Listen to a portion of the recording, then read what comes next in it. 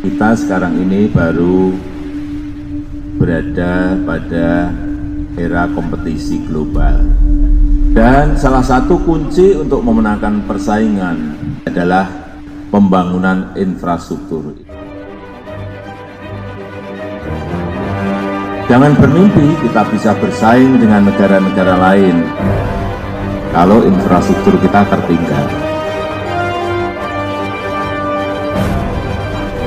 Kalau orang Jepang bisa membangun dengan kualitas yang baik, orang Jerman bisa membangun dengan kualitas yang baik, kenapa kita di Indonesia nggak bisa? Bisa kita. Bismillahirrahmanirrahim.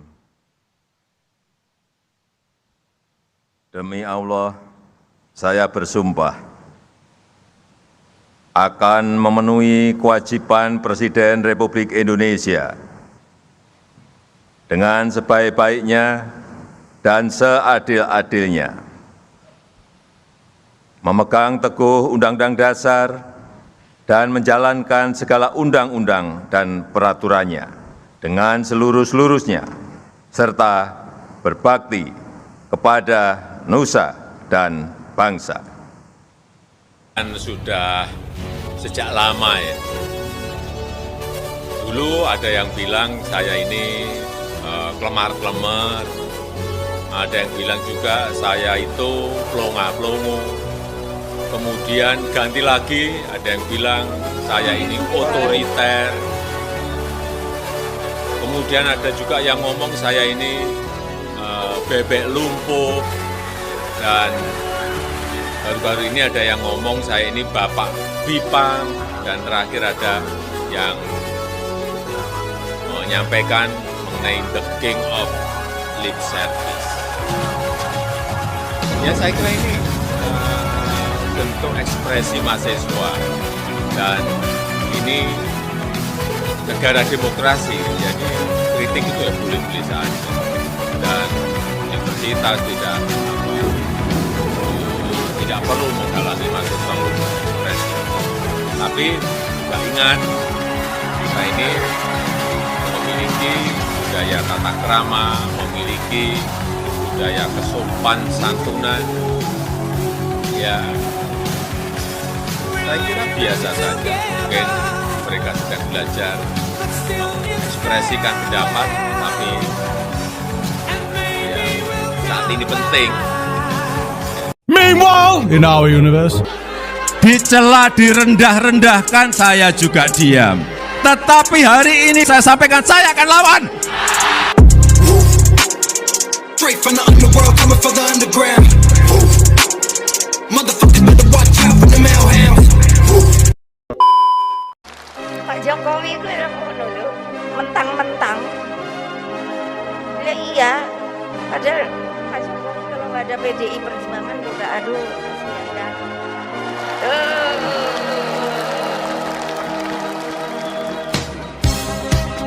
Dengan adanya media sosial seperti sekarang ini, apapun bisa disampaikan kepada presiden. Mulai dari masalah rakyat di pinggiran, sampai kemarahan, sampai ejekan, dan bahkan makian, dan fitnahan, bisa dengan mudah disampaikan dengan media sosial. Saya tahu ada yang mengatakan saya ini bodoh,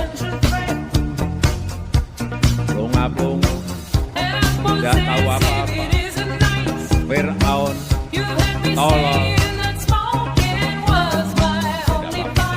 Sebagai pribadi saya menerima saja.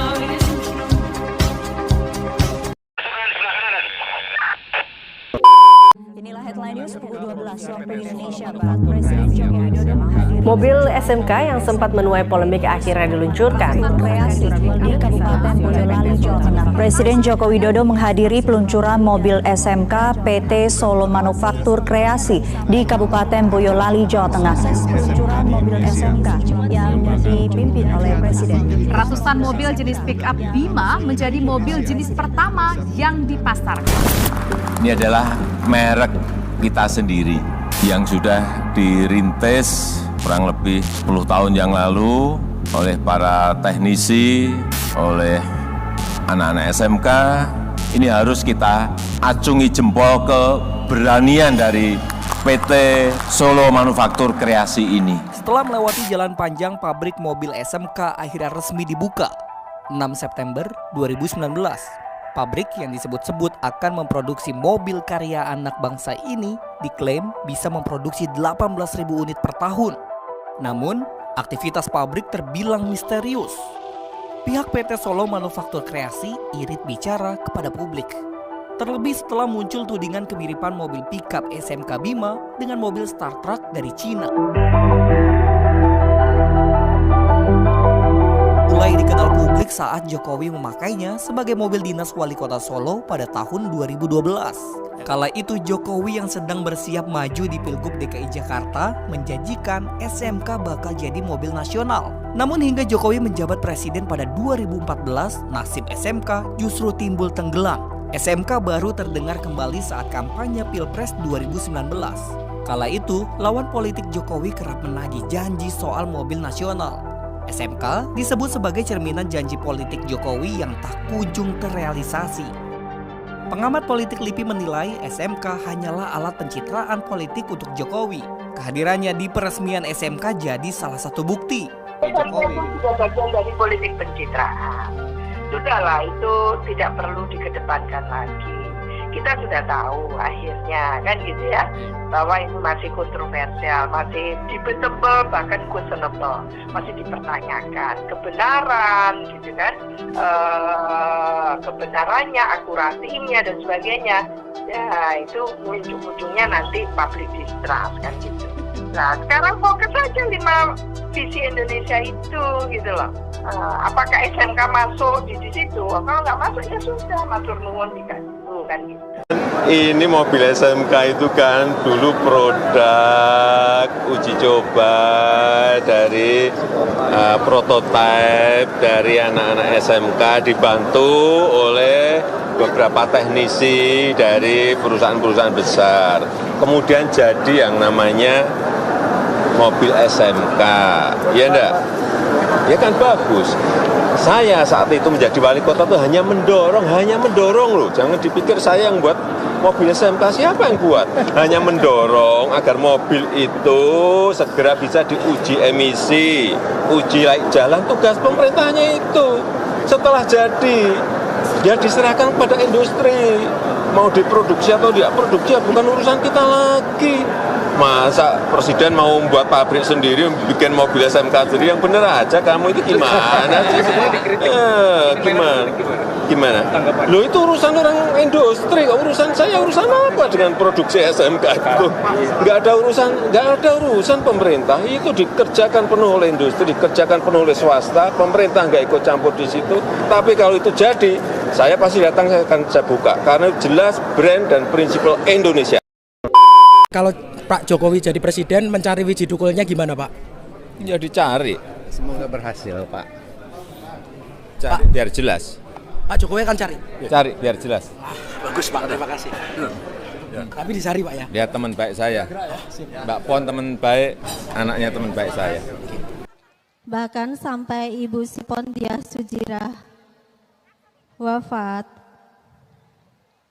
Tapi sampai sekarang kami masih mengingat janji yang pernah diucapkan oleh Bapak Presiden Jokowi perihal Wiji Tukul harus ketemu, kasus Wiji Tukul harus bisa selesai, Wiji Tukul harus bisa ditemukan hidup ataupun mati.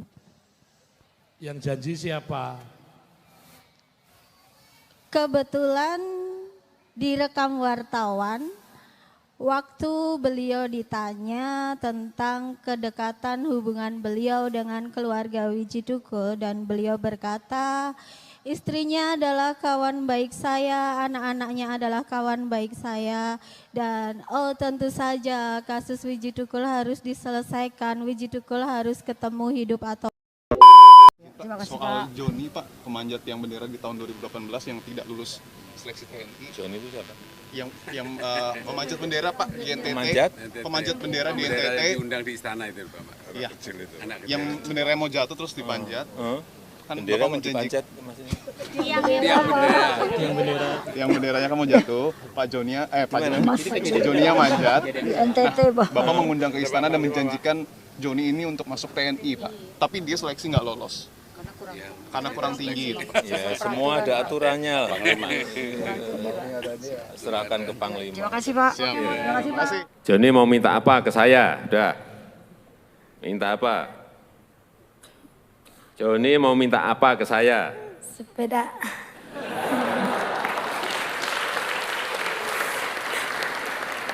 Kamu tuh jauh-jauh dari Belu ke Jakarta hanya minta sepeda. Apanya itu? Mau minta apa? Mau minta bikinin rumah saja. Nah, gitu loh. Udah, itu aja. Sepeda sama rumah. Ya udah. Udah, jangan nanti saya tanya lagi, tambah lagi nanti kamu. Ya, udah. Nanti saya titip ya. Belajar yang baik, ya kan? Ya. Kan udah juga dapat beasiswa kan? Ya. Belajar yang baik, bekerja keras, hingga bisa meraih cita-citamu. Pengen jadi apa? Tentara. Cita-cita. Hah? Cita-cita jadi tentara. Pengen jadi tentara? Ya udah, nanti langsung daftar ke Panglima. Langsung diterima kamu, udah. Ya, ayo jaga. Kita hormati kewenangan dan keputusan dari masing-masing lembaga negara. Itu proses konstitusional yang biasa terjadi di lembaga-lembaga negara yang kita miliki. Namun pada 2019 lalu, tanggapan Jokowi tegas menyebut bahwa putusan MK adalah putusan yang mengikat dan final. Pernyataan Jokowi itu diungkapkan saat menanggapi putusan MK soal hasil sidang sengketa pemilu 2019.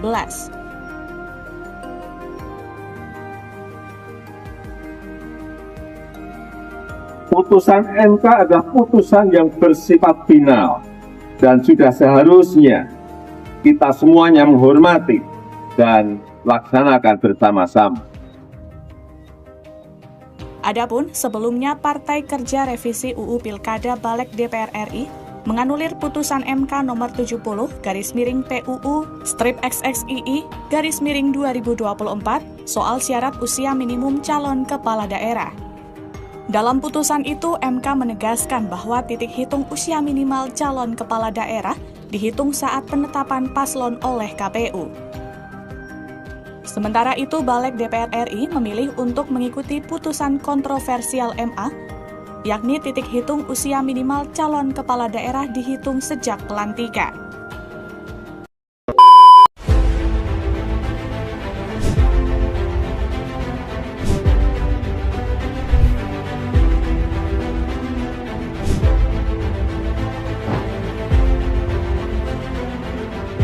Gambaran besar arsitektur RAPBN 2025 adalah sebagai berikut. Belanja negara direncanakan sebesar 3.613,1 triliun rupiah, yang terdiri dari belanja pemerintah pusat sebesar 2.693,2 triliun rupiah. Prabowo Gibran bakal dibayangi bunga utang 550 triliun rupiah. Warisan pemerintahan Jokowi.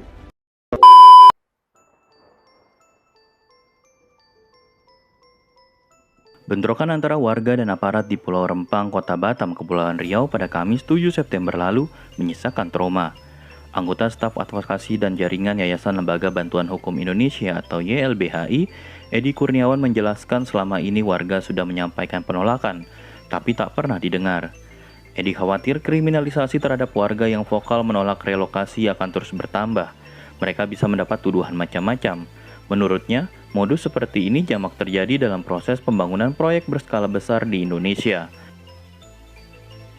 Kepala Bidang Hubungan Masyarakat Polda Kepulauan Riau, Komisaris Besar Zahwani Pandra Arsyad, membantah tudingan bahwa pihaknya mengkriminalisasi warga penolak relokasi. Bentrokan antara warga dan aparat pada Kamis lalu terjadi di Jembatan 4 Barelang, Ratusan warga menghadang aparat gabungan yang berencana memasang patok di lahan proyek Rempang Eco City. Proyek strategis nasional yang pengelolaannya diserahkan oleh Badan Pengusahaan Batam atau BP Batam kepada PT Makmur Elok Graha. Proyek itulah yang selama ini ditentang warga karena mengancam keberadaan 16 kampung tua.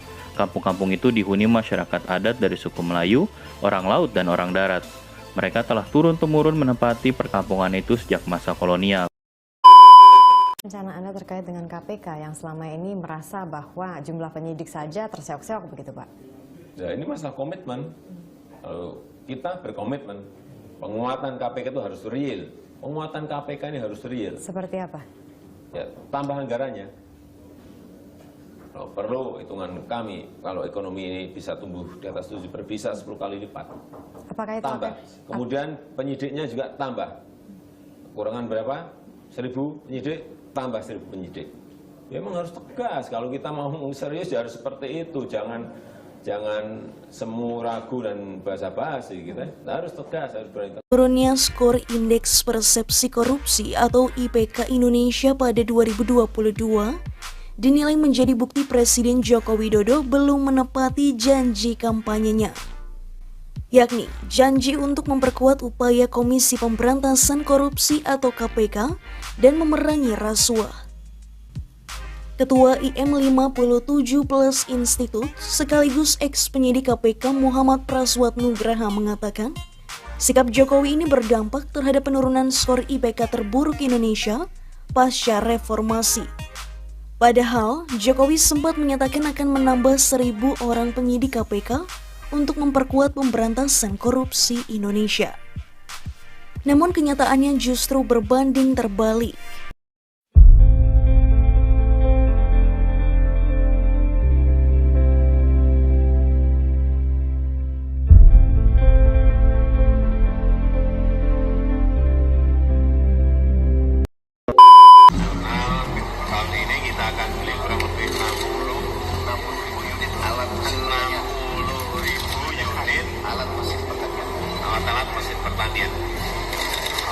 Pertanian dan sudah semuanya kita arahkan agar memakai produksi dalam negeri seperti itu yang ada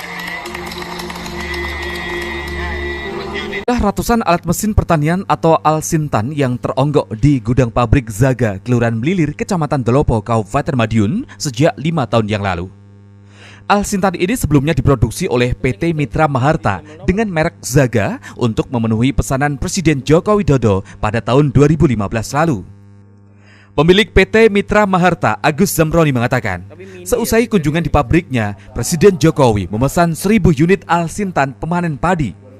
Dalam kesempatan yang sama, Presiden Jokowi juga menyatakan akan membeli seluruh produk Zaga sebanyak 1.000 unit melalui e-katalog di LKPP. Dengan pernyataan itu, siapa yang tidak percaya? Zamroni langsung menyiapkan semuanya untuk kebutuhan produksi, termasuk menambah karyawan. Pihaknya juga sempat mengajukan permodalan di perbankan senilai 60 miliar rupiah untuk memproduksi 1.000 Al-Sintan pemanen padi itu.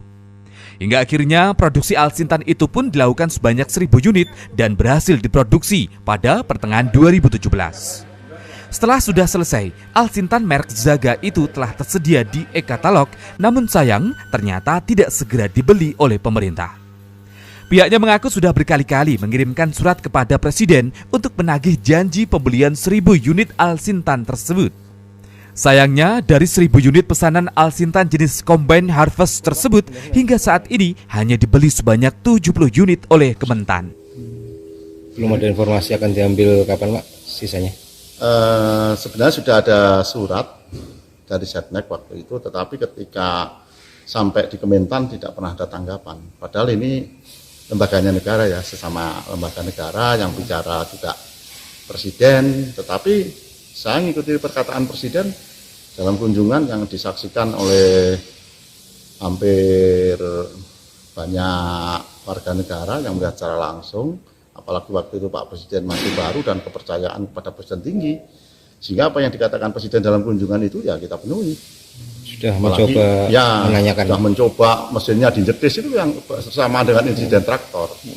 Bapak sudah mencoba menanyakan akan diambil kapan sisanya? Oh sudah, saya sudah berkali-kali bersurat dan 2016 juga ada respon, tetapi hanya surat saja. Pembeliannya sampai sekarang tidak dilakukan. Nah, ini ada apa? 20 tahun terakhir, kegiatan ekspor pasir laut dilarang pemerintah karena menimbulkan kerusakan lingkungan. Pembukaan keran ekspor pasir laut tertuang dalam Peraturan Menteri Perdagangan Nomor 20 Tahun 2024. Kemendak menegaskan ekspor pasir tidak bisa dilakukan secara sembarangan. Izin ekspor baru akan diterbitkan Kemendak setelah kebutuhan dalam negeri terpenuhi. Izin ekspor pasir laut telah dilarang sejak era pemerintahan Presiden Megawati 20 tahun lalu. Larangan diberlakukan karena eksploitasi pasir laut berdampak buruk terhadap lingkungan. Namun di tahun 2023, Presiden Jokowi mengeluarkan peraturan pemerintah nomor 26 tahun 2023 yang kembali mengizinkan ekspor pasir laut. Presiden menekankan beda antara sedimen dan pasir laut. Sebelumnya Kementerian Perdagangan menjelaskan ekspor hasil sedimen laut termasuk pasir hanya dapat dilakukan jika kebutuhan dalam negeri terpenuhi. Itu bukan pasir laut ya, yang dibuka adalah sedimen. Sedimen yang mengganggu alur jalannya kapal. Sekali lagi bukan. Nanti kalau diterjemahkan pasir beda loh ya. Sedimen itu beda. Meskipun wujudnya juga pasir sedimen, tapi sedimen. Ya, coba dibaca di situ, sedimen. Ya.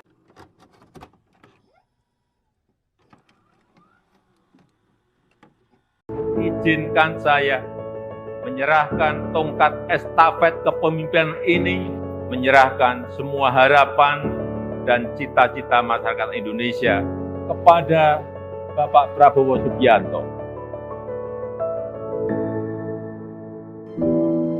Sebagai pribadi yang jauh dari kata sempurna, sangat mungkin ada yang luput dari pandangan saya.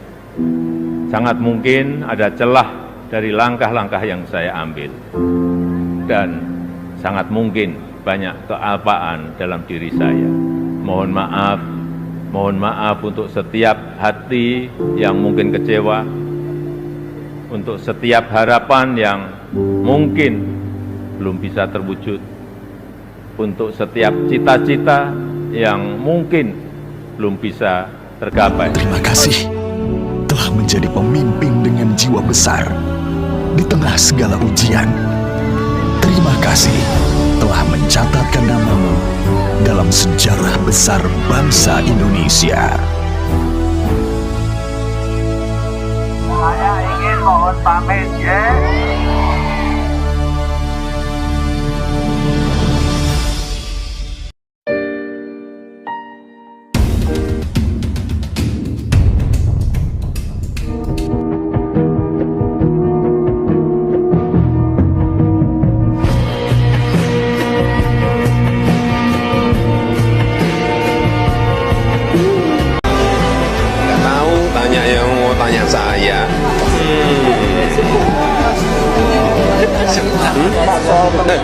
Sebentar itu anunya.